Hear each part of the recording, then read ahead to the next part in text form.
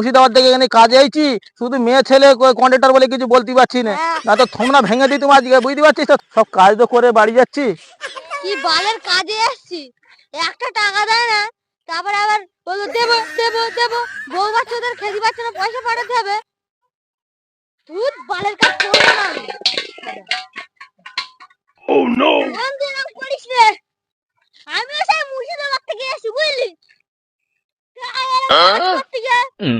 আমার পায়ের গাম মাটিতে ফেলছি, তো এক টাকাও দেয় না। বউ বাচ্চাদের খেতে দিতে হবে, ওই জন্য তো বালের কাজ করি না। ও ভালো আছে কি খারাপ আছে, তোর মোবাইলটা আছে।